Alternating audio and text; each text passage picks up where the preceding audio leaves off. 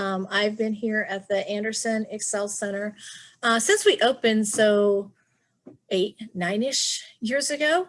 I'm the manager here of our Young Learners Child Care Center. Maria Medina is my full-time attendant, and she was going to co-present today, except she is out. So she sent me her notes and stuff to kind of put her part into this.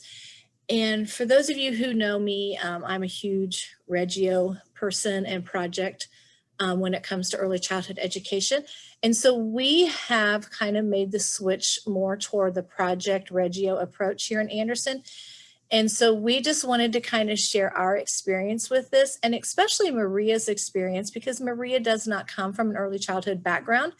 And so how this has helped her to develop into a more confident and well-rounded educator in early childhood, okay?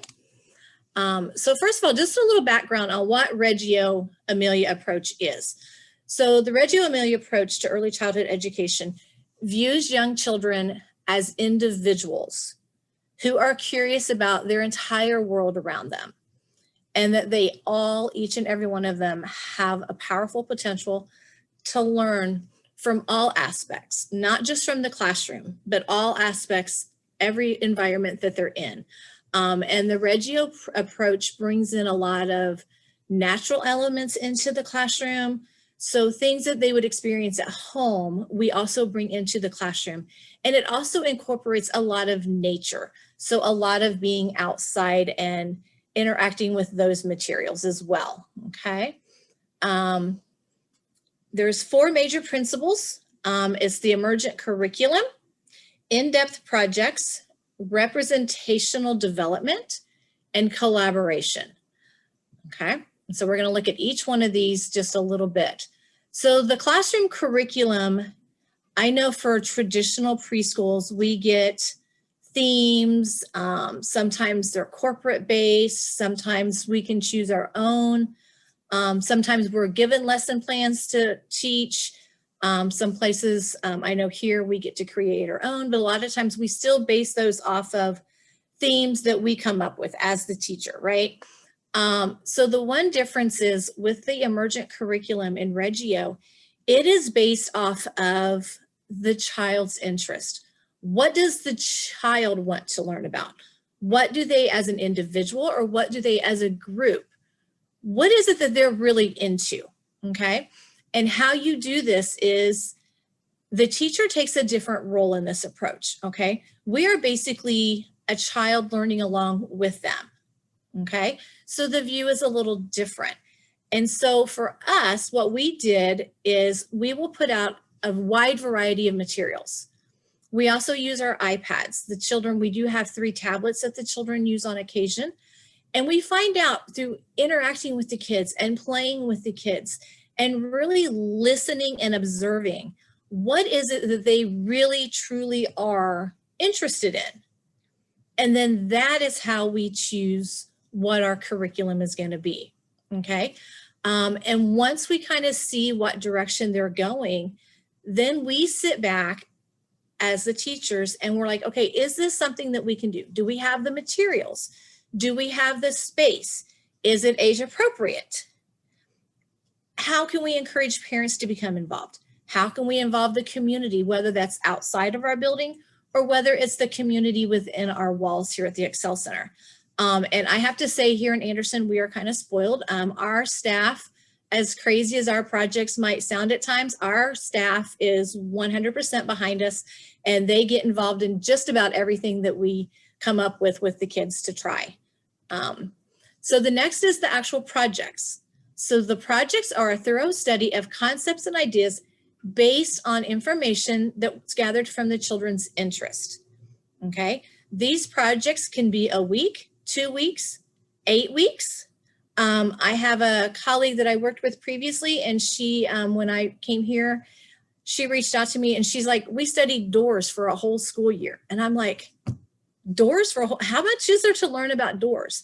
And she started naming off all this stuff. And it was things that I didn't even think about, but it was all these things came from the questions that the kids were asking about doors.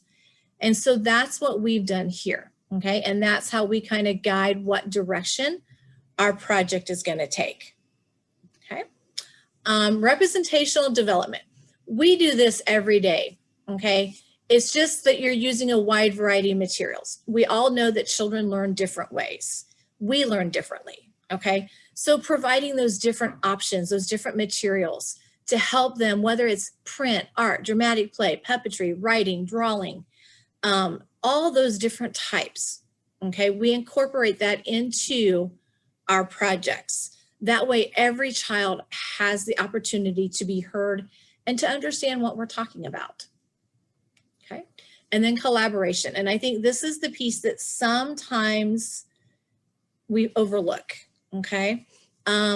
So collaboration is needed to help advance each child's development, okay? And I think sometimes that kind of gets lost. So here we use both large group and small group. We also use individual time with the children. And it helps them to learn to problem solve, make comparisons, and all those other skills, critical thinking, language, all those other skills that they need to learn, okay? And this collaboration piece also allows each child's voice to be heard, okay? This sometimes for us will happen, it seems to happen, again, there's no right or wrong, but for us, this piece seems to happen when we are just at the table and we're just having conversation. We may have the iPad out and we're just looking at things, and then the kids just all kind of start congregating around us. Some are in chairs, some are on the floor, some are rolling around. But when we talk about something that piques their interest, they jump up and join. Okay, and so we try to make sure everybody gets heard during this time. And again, it's a great way to help them learn to not interrupt and to take turns and just all those different skills that are needed, okay? So what is our role? When you're switching to the Reggio approach, our role kind of switches a little bit. And our primary role is to learn along beside the children, okay? That's being involved with them, doing the activity with them, talking with them. But the change is we're letting them guide the learning, okay? A lot of times, even as a parent, I'm guilty of this, we see the children getting stuck. And so we give suggestions, we give advice, we give those little hints. But in this approach, we're really letting the children take the lead, okay? And I think as teachers, sometimes this was the hardest when I switched over to this approach at my previous job. This was the hardest piece for me, was changing my mindset on how you go about teaching, okay? It's like taking that step back, okay? And then we're also there to help guide and to be a resource if they need it, okay? And then this is the piece that I think I'm the most excited about, is our classroom is viewed as a teacher. So the classroom is referred to as the third teacher in the Reggio approach, okay? When you switch to this, you put a lot of time and effort into the environment, into the materials that you're putting out, okay? And I know this is a struggle for a lot of programs because sometimes it does take a little bit of money. But the project that Maria and I just finished with our kids for term 4, we spent less than $25 to do the whole project, okay? So again, part of the Reggio approach is utilizing natural materials. So being creative, finding out ways to bring these things into your classroom without having to spend money.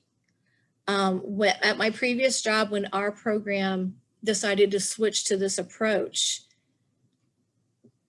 our budgets were cut drastically. It was like do or die type. There was no like easing us into this. It was like, bam, you're cut off. And so we had to get creative, okay? And I know for us in the Excel world, it's even a little bit different, right? We have different spaces. We have smaller spaces than normal programs. So how can you utilize that space to the best ability, okay? So then if that's Reggio, what is project-based? Okay, so a project approach is an in-depth look at a topic that's either child or teacher initiated, and it can involve an individual, a group, or the whole class, kind of like what we just talked about with the Reggio. The project can be short-term or long-term, depending on when the children lose interest in it. And the project follows an unpredictable path. And we're all used to that working with children anyway, right? Just when we think we've got the best lesson plan, the best idea, it's going to be great, they change it up on us, right?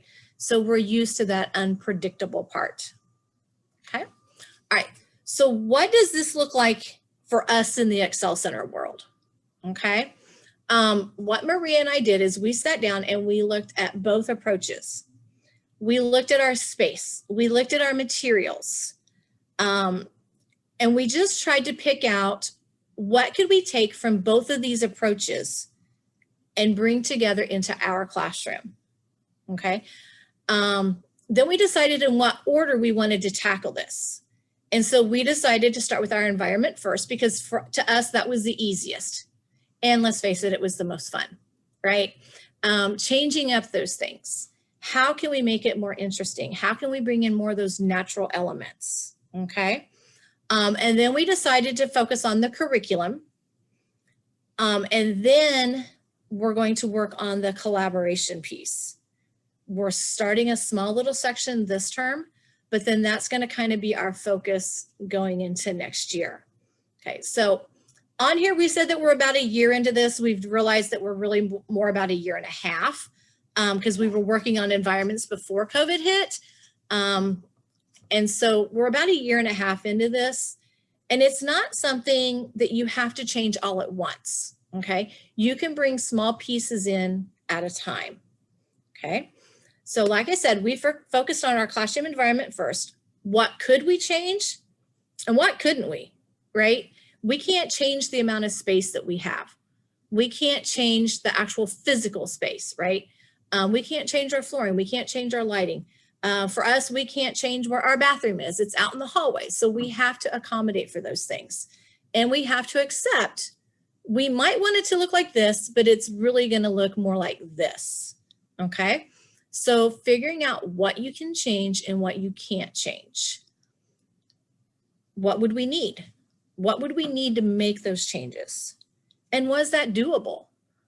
For those of you that are, here from Central and Southern Indiana, I have big dreams and big plans and high hopes and all that. And sometimes Maria has to bring me back down to reality because some of it's just not doable, right? Okay. And then we moved in to just doing small projects, figuring out how projects work over using our traditional lesson plans. And then we moved into the lesson planning and foundations. And how does that look, putting it into our lesson plan that we have? Okay. If you guys have any questions, please feel free to put them in the chat. Jalen's going to thank you, Jalen. She's going to monitor that for me and stuff. So if you have any questions as we're going through, we'll either answer them as we go through or towards the end. Okay. All right. So our classroom environment, what did we do? What could we change? So we brought in more natural elements in our space. We brought in plants. We brought in some wood items. We brought in some baskets. And yes, we have classroom pets. There is a program out there, Pets for the Classroom grant.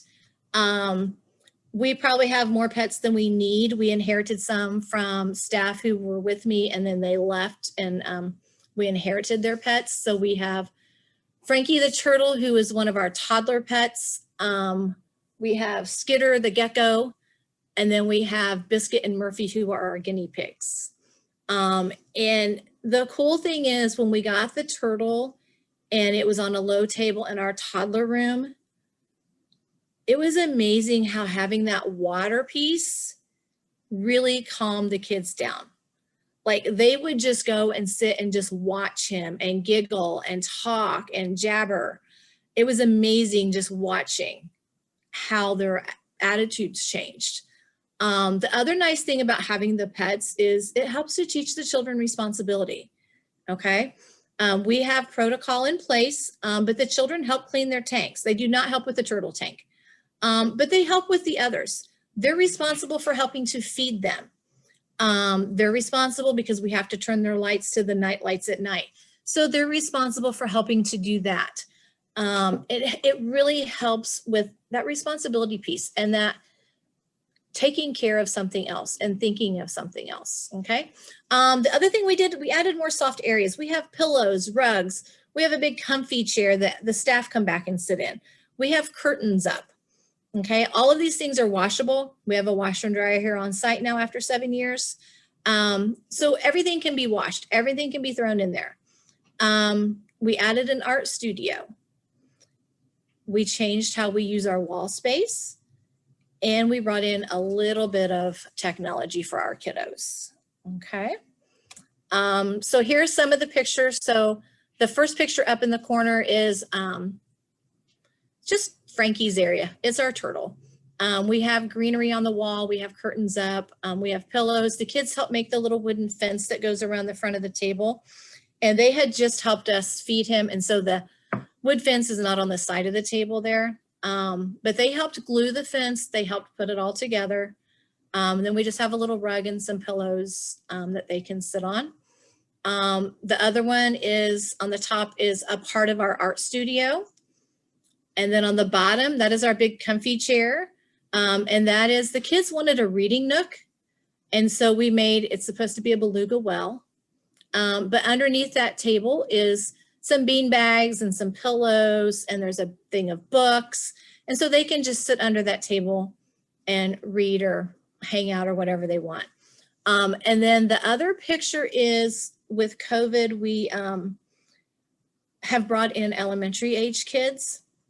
And so that is kind of our virtual learning area. The shelf in front is our science, but that's kind of our virtual learning area. So we can close the curtains or open the curtains. And the wall behind there is, we've kind of turned it into more of an interactive wall. When we get into the project, you'll see a little bit more about what all those pieces of paper up there are for. Okay, but so those are some of the simple changes that we made in our classroom that really wasn't super expensive. Okay, and so how our first project came to be. So we put out all these materials in our classroom. And we just played with the kids and we listened to them. And the one underlying theme that seemed to come out the most was things about the ocean. We had animals out, we had books out, and that was the one big thing that stuck out with all of the kids, okay? So Maria and I are thinking, okay, ocean, plants and animals. That was kind of just our basic thought. We're like, what kind of items do we have that to support this theme, this project? Do we have books? How do we want to display things? You know, just all those things that you think of, regardless of what topic that you're going to do with the kids. Okay, the next one, we sat down at the table with the kids and we had our iPads out. She had half the kids, I had half the kids. And we're just looking at pictures of the ocean. We're like, okay, tell us what you want to know about the ocean. What do you want to know? And so that's where this other web came up from. They started naming off animals. And so then it kind of led us into, well, which ocean do they live in? Do they live in warm water or cold water? And so then that's where it spread out from animals to the water, the warm and cold. And then they were all picking animals that they individually wanted to learn about. And that's what the list in the center is for.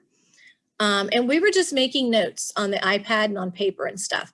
And so this is how it generated our project that lasted 8 weeks.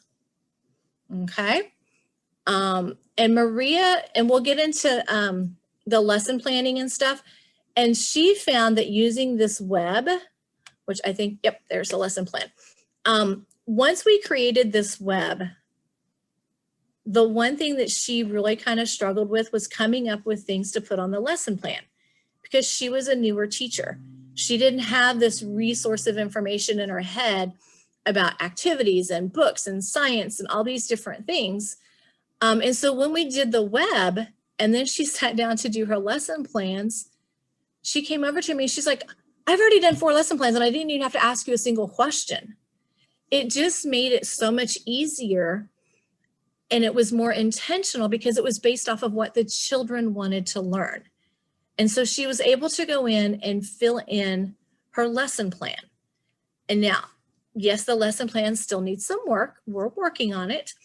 And then at the end of the year, we were just curious to see how many of the Indiana Early Learning Foundations we actually covered.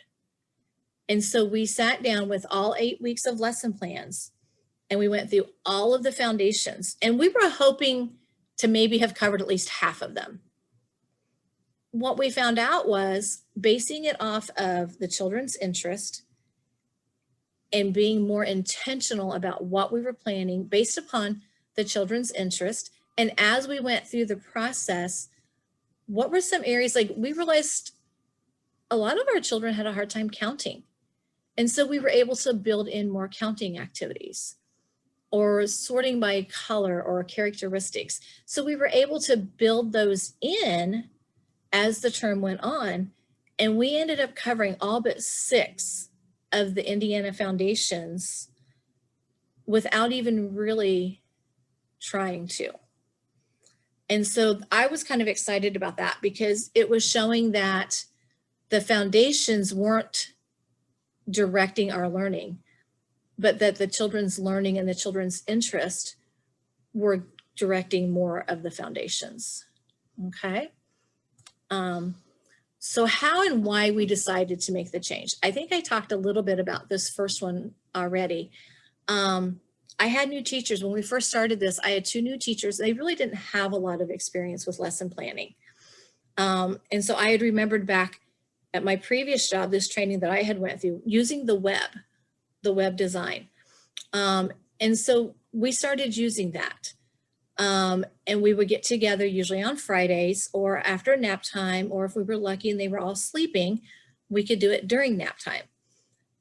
And using the web model, and it allowed us to collaborate more. It allowed us to all have a say in what we were going to do with the children. And it allowed us all to be more of a part of the process instead of just one person filling in this day and this day or whatever. It was more of a team effort, which made it a lot more fun, not just for us, but for the kids, okay? And like I said, they found it easier to do these lesson plans and to come up with activities because it was more child directed. We are still working a little bit more with the foundations. It's still a learning process for us. We're hoping to start bringing in more of the documenting and the tracking piece so that we can really track and see how much more, or if our children are learning more through this process than a traditional model, okay?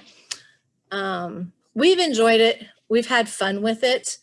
I think our kids are having fun with it. We've noticed behavior problems are less in our classroom now with using this model.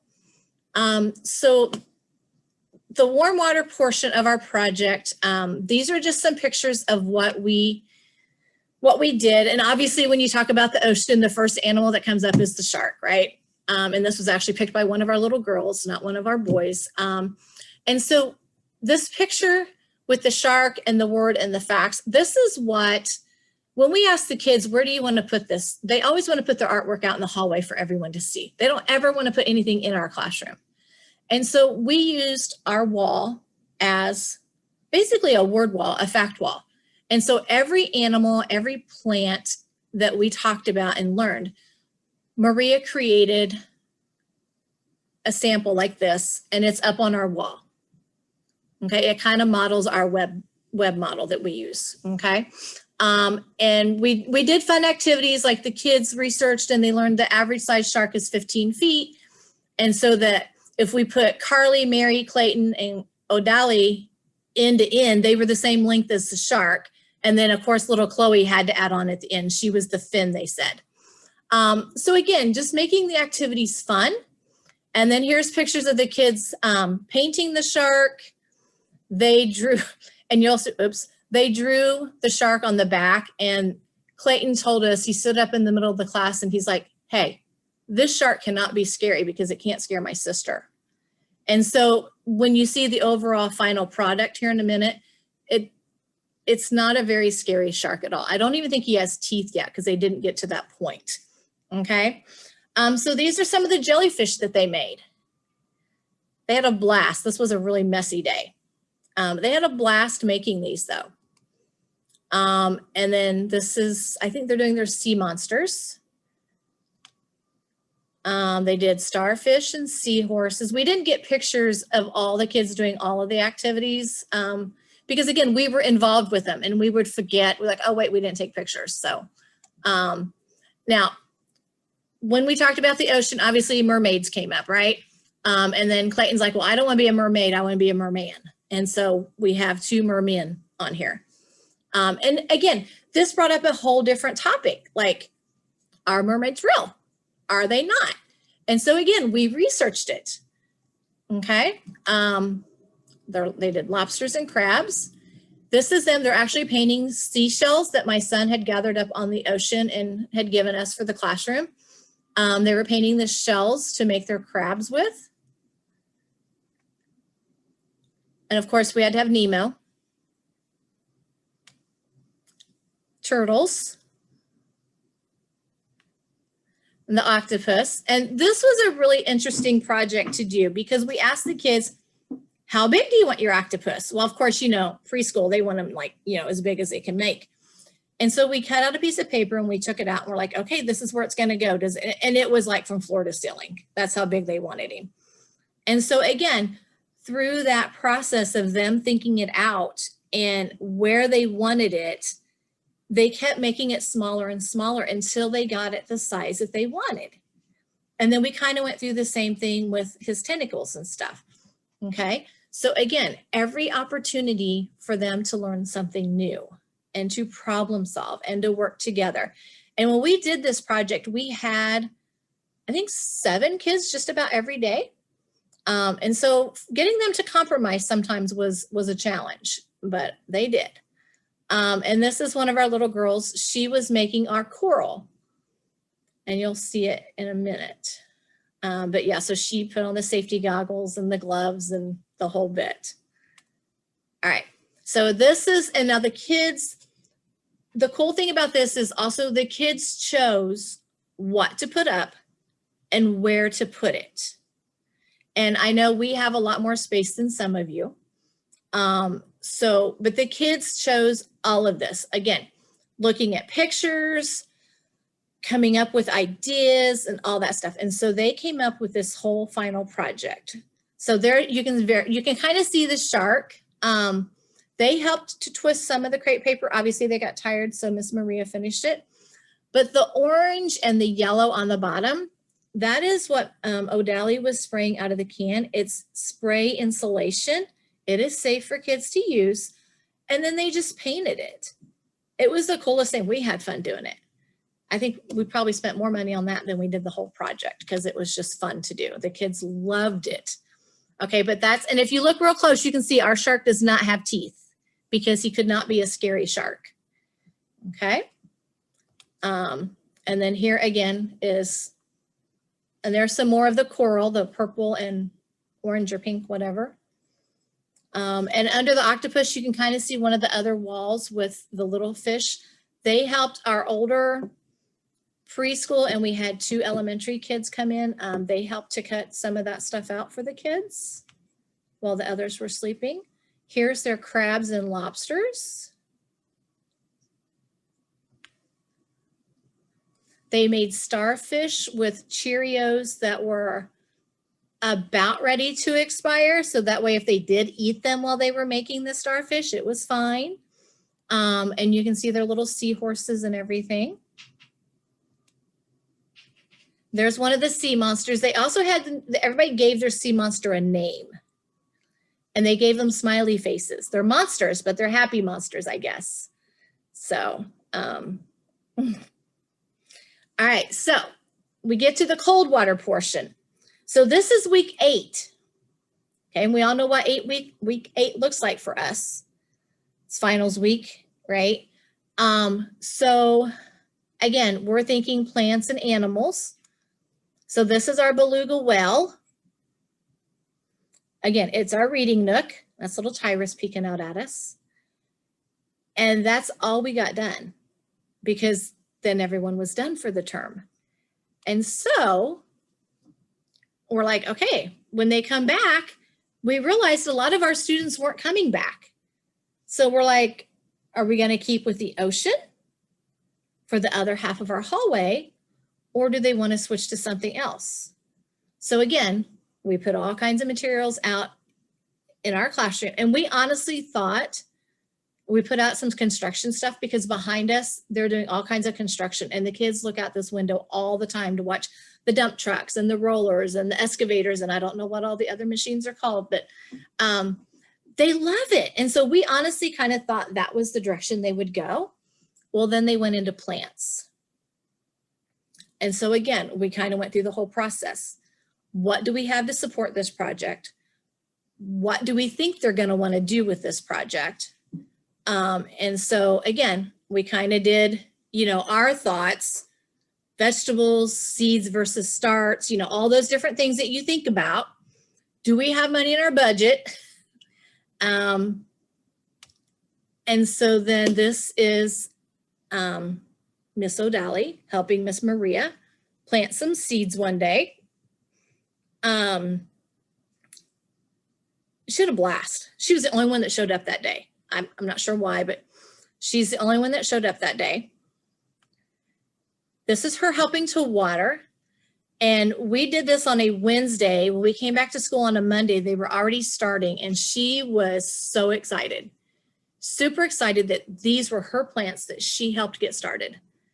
And now some of them are like this tall now. We were surprised how fast they're growing. We planted 10 pots. Our 10th pot just started growing yesterday. So she's super excited that all of hers are starting to grow. And we've done other things, like we have seeds in baggies with a cotton ball in our window. We talked about with the snow that Indiana got this week, we were like, is it going to be too cold on the glass? Is the snow and the temps going to, affect them? And we talked with her about it, and we're like, do you want to leave them there? Do you want to move them? Yeah. She's like, leave them. And so we did, and they've started growing like only in Indiana, right? So anyway, she's having an absolute blast with this. And then the other cool thing that we've been able to do is Miss Courtney, she used to be one of our colleagues. Her family moved up to Michigan, and they started a farm. And it's called Well Watered Farms out of Michigan. And so once a week, once every 2 weeks, she gets on Zoom with us and does a gardening activity with the kids. And so with it still being COVID and crazy weather in Indiana, since we really can't go out, this is another way we've been able to collaborate and bring experiences into the classroom with the kids. And so we're very fortunate that we're able to do this with her. And again, this is just something that, we're in the process of learning. We're trying to make the switch over. Miss Miriam, our director, is super supportive and helpful with us on this endeavor. But I think the thing that I like about it the most is our children seem so engaged. And the teachers, being new teachers, it's making the learning process for them on putting all those pieces together and how to be intentional and how to reach all of your students. Because let's face it, we always have that one student in class who requires a little extra attention every day. And so with this, it helps to keep them engaged. And we have found that it has helped to cut down on some of those behaviors, but we're making sure that everybody's getting an opportunity to be involved. So that's kind of our experience with the Reggio, the project approach. This is our contact information. So any questions, comments? Yeah, you have some questions coming in. So Maribel asked, is there any way they can get access to this curriculum? Do you have a curriculum that you can share? Curriculum model of some kind? The cool thing about Reggio is there is no curriculum that you have to buy. It's all based off what the children want to learn. There's some resources out there to kind of help you learn the new mindset. And I think that's the hardest part for teachers is we're so programmed to teach a certain way that, you know, like when the pandemic hit and we all had to switch, right? Just being open to it. And that was the cool thing. Maria and I, we tracked the only thing other than the spray insulation. We bought the netting for the shells or for the crabs and the lobsters. We bought that. And then we bought the shimmery stuff to put up by the mermaids. That's all. And we chose to buy those things. We didn't have to. We just chose to. And so all of that stuff was egg cartons, seashells, paint, paper, you know, getting creative on how you do these things. And you know, I am more than willing to help talk about Reggio if you want, Maribel. But I think that's the one thing I liked about it the most is like, they don't encourage spending money. They want you to use the natural environments, the natural pieces, to be creative and let the kids. And that was the cool thing is like, we would ask her, well, how do you want to make this crab? I have no idea. How do you want to make it? And so they're like, well, you know, of course they come out with these crazy ideas, right? But then eventually you can bring them in and we're like, well, this is the materials that we have. How can we make this? And let them help choose. Because I think the one thing that we forget about in early childhood is it's not the product that matters, it's the process. So just like our shark does not look like he looks like a really fat dolphin, okay? But to the kids, he's the best shark ever. And they're super excited to show it off when people come. And I'm gonna kind of bring Jalen into this for a second because she came here with some people not too long ago to kind of tour our building. And when she left, you know, we were telling the kids that we had visitors and they saw, and they're like, did she see our shark? Did she see our friendly shark? And I'm like, yes, they saw your shark. So they take so much ownership. They don't care what it looks like. They really don't. To them, it's the best in the world. And so that's the cool part about it. That's a wonderful resource. In future, we're going to use it. And we know that all schools are different. We have different needs, you know, every child is different. Mm-hmm. But nice, you know, sample for us to learn. But thank you, it was nice. Yeah, thank you. But yeah, I can help you if you have more questions about it, Maribel. Okay. I know Maribel also wanted to know how do you incorporate the use of iPads in your curriculum and how long are they allowed to use them? And is there an age restriction? Okay, so the iPads, Maria and I, this year alone, we just, and it was more for electronic signing in of our parents, but we've used them in the classroom. We're the only one, because we don't have cases for ours yet. So Maria and I use the iPads. The kids can help point and pick and everything, but they don't. We bought little tablets for our kids to actually use with safety cases on them. And we've only, honestly, we've used them. We've had them all year, 3 times maybe. Our kids were like, okay, we're going to have technology time. They're like, I think because they get so much of it at home, they like 10 minutes, they were done. We're like, man, we were hoping for at least 20 minutes to get this mess cleaned up, you know, but they don't, our kids, the group of kids we have right now, let me rephrase that. They really don't care to use them when they're here. They would much rather be at the table with us going through it together. They just don't. So we really haven't had to address that yet with our kids because we have them out. They can see them and they still don't ask for them. So I'm going to knock on wood while I can because I'm sure I'll get a group that's different. Sorry. Do you use it just for pre-K, right? For pre-K ages? Our toddler, we had a 2-year-old and she sat with Maria for a little bit and like they were listening to some songs and they played a few little games.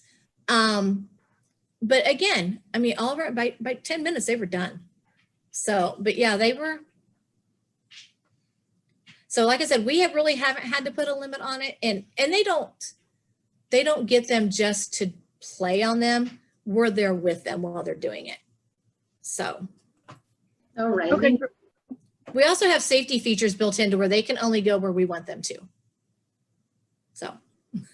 And it's looking like Georgia actually came to visit Cindy. I don't know if you remember. She was there on that trip, so she got to see your classroom too. But she wanted to know if there are some defining differences between Reggio and Montessori methods.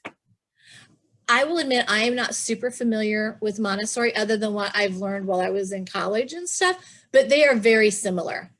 Very similar. Yeah. And Cynthia shared that this is beyond awesome and something the kids will enjoy coming in to see each day and know that they can be a part of it. Yeah, they do. They love it. So the octopus, I think, is the favorite now. But anyway. Anything? Cindy, we did That's have all. one more odd question for you. Okay. After all the research that you've done with these underwater creatures, did you ever get an answer to the mermaids and the mermen? Are they real? That was a split decision. Who got to decide? It actually turned into another project that we did with math, with like grafting and stuff. Like we did research and we're like, okay, who believes this and then they also debated on whether there were actually mermen. The girls swore that it was not true. And so it kind of became a little debate within the class, and it got a little heated a few times with our 5-year-olds. So, but it was fun though, because then we could, we were charting like everyone's responses. And so they decided to politely agree to disagree on whether they were real or not. So. I just thought it was such a great example because it was funny and relevant to them, but I also really appreciate the ability to add in starting to add in things like math language and adding your points. And these are all things you start teaching in 3rd and 4th grade, but for them to already be able to defend their case was pretty amazing. Yeah. And you have a fantastic classroom. It is beautiful there. We've spent a lot of time. Anna was with us for a while, and then Maria, and we've spent a lot of time. And you know how it is, like you do something and you're like, oh yeah, and you're like, yeah, no, that doesn't work. So it's been a process. So if anybody, the one thing I would say is if anybody's thinking about taking this adventure on, just be patient with the process. It is a process. It takes a while to get things how you want. So, but it's my passion. So. All right, that's all I have. If nobody has anything else, I know we're a few minutes early, but.